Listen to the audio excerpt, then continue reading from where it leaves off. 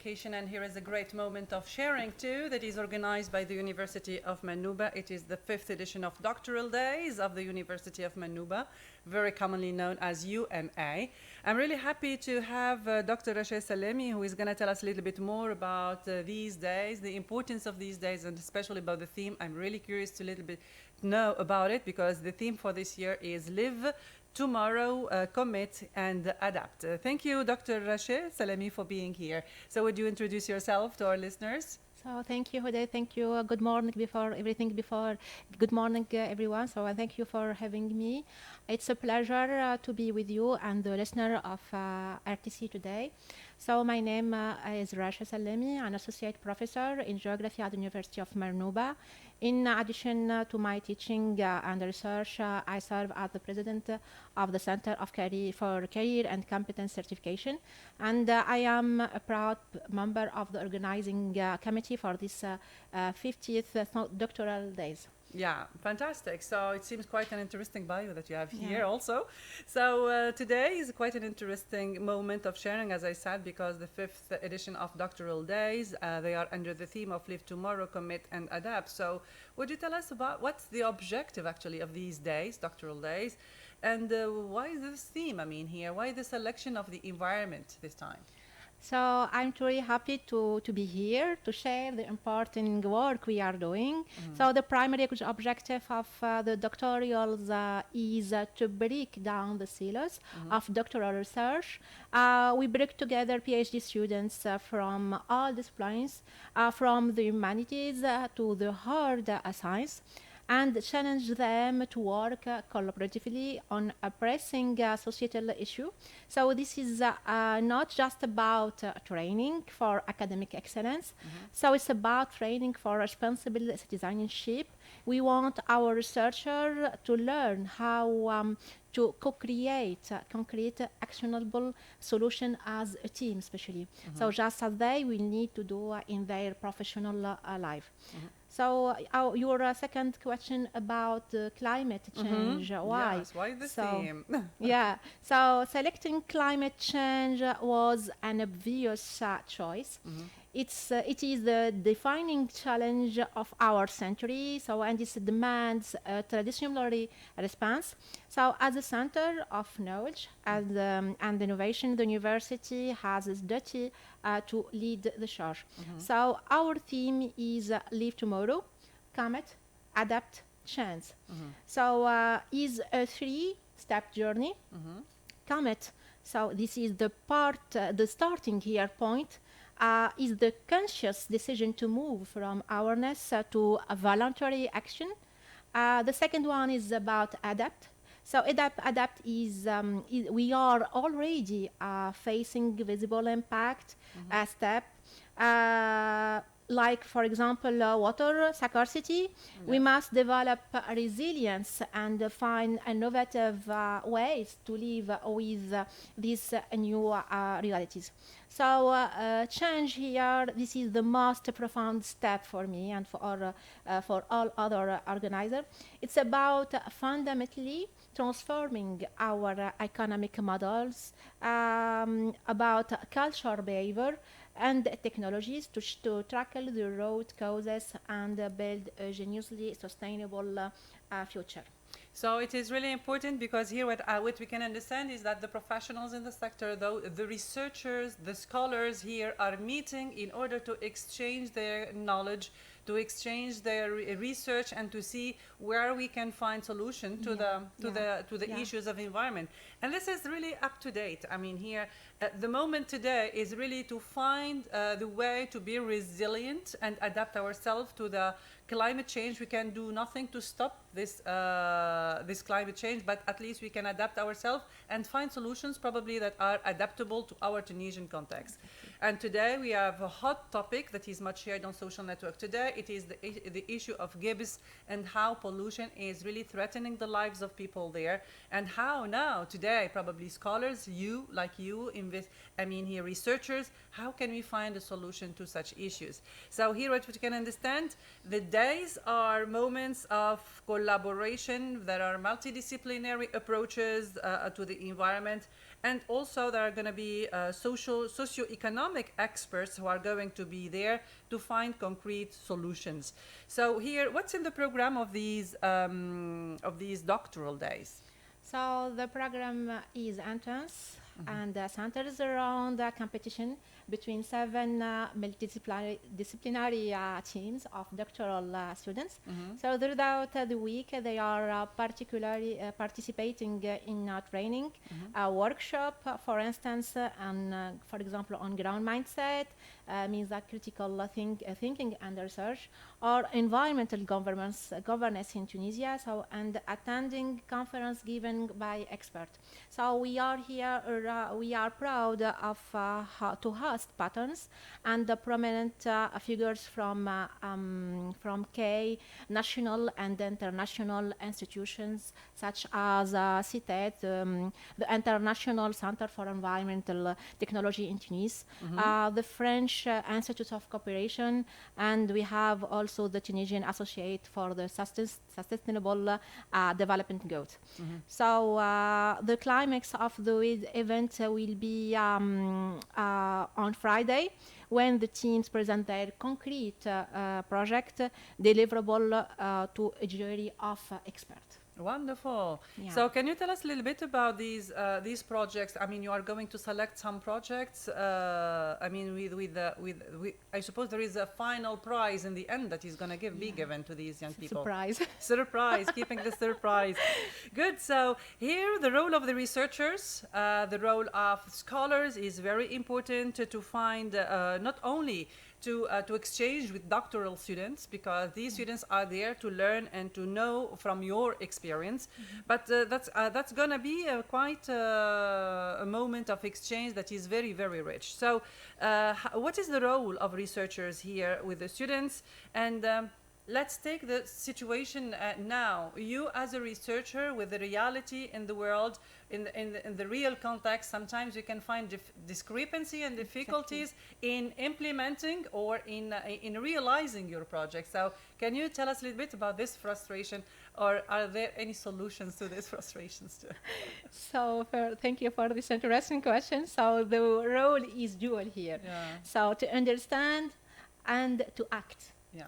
So they are on the front lines producing the knowledge, modeling the impacts, and developing technological innovation. However, their biggest challenge is often to gap between research and implementation. Yeah. So many doctoral students experience the frustration of saying their excellent work remain confined to laboratories, so or library shelf. So the constraints here are numerous: a lack of funding for scaling up ideas, bureaucratic delays, and sometimes a weak culture of valorizing research for socio-economic actor. So the doctorials here are designed precisely to break these silos by connecting them directly with societal needs. Yeah. So, yeah.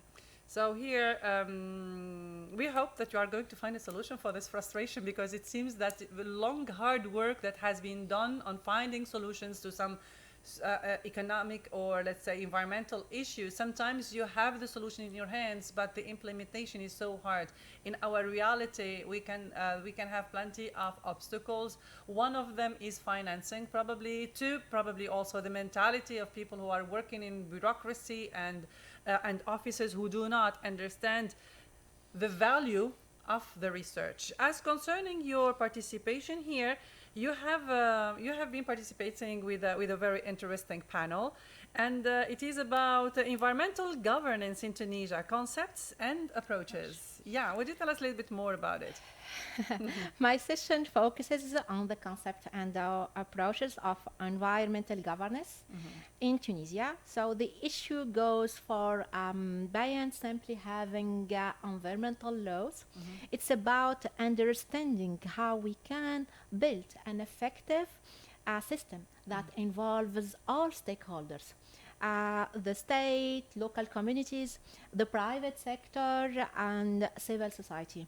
So I will discuss, I already discussed the necessary shift from a top-down centralized management model to territorialize it and a participatory governance approach. So which is for me the key to successfully implementation environmental policies and on the ground. Okay, so it was already done. I mean, it's from midday to 1, and you've been rushing to here. So we have been stressing you in a way. So quite interesting. I suppose the audience have understood something. It's about governance, because here governance is a tool in order to facilitate the work of researchers, but also making the solutions really possible to implement in real life. And there is another interesting one, participation about Wissal Difi, I suppose. And I liked it because it's about talking about mindset. Yeah. So okay. So Wissal's workshop is fundamental. So climate research is complex field that involves trial and error. So the growth mindset is the belief that our abilities can be developed through dedication and hard work. So this workshop teaches PhD students to cultivate this mindset, to nurture their curiosity and resilience in the face of failure. So which is an inherent part of the scientific process. So this is crucial assessed for innovation and preserving in a field as demanding as the fight against climate change. Right. So very interesting too. So by the way, there are plenty of interesting panels and workshops. It's a very interesting moment because they have whole day events. It started on the 20th and it will end tomorrow, the 24th of October. So I suppose those who are listening right now to the program, can they register to attend tomorrow's event? Yes. It is still possible. Okay, so for all those who are interested, you still can join them. It's in the Science City of Tunis. You have the wonderful venue where it is organized. Plenty of workshops. You can select the workshop that you want to attend. If you are a doctoral student, you are going to benefit. Just to assess, not to participate. Of course, to assess and to participate in workshops. It is possible for them. No. Because they already started. Yeah. All right, so you can assess as a public and you can join for next year, the doctoral next year. So as concerning challenges for you as researchers, you as professionals, so what are the most challenging cultural or economic behaviors that must be adapted to build resilience against climate change? So I can say that there are two types of behaviors are particularly difficult to change. First one is about culture. It's culturally. So our relationship with consumption and the immediate comfort, the throwaway culture and the reluctance to change deeply ingrained habits. Like the intensive use of private cars or the waste of water and energy are major hurts. So the second one is economically. So the persistence of development model that treats nature as an infinite and free research. It is difficult here to get acceptance for the short-term cost of an ecological transition when its benefits are long-term. Changing this requiring more than just legislation. It's demand a profound transformation of our culture narrative and our indicator of economic success. Of course, it's really, there is a whole mindset that has to change. There is a whole education process that has to start. And there are strategies that have to be adopted by the ministry themselves. And what is really important to do and pressing measure to do is education at primary schools and secondary schools. Our children probably can educate the oldest people, the older people, that we should not do certain things, and we have to change our pattern of habit into being more responsible and educate them about the importance of preserving our natural resources. They are not everlasting, and they are going to reach an end in a way. Let's say what happened to us. I mean, after 4 years of absence of rain, and the low level of dams, water in dams, made us so afraid that one day we can wake up and find no water in our taps, in our homes. So yes, we have to educate our kids, and we have to educate the adults.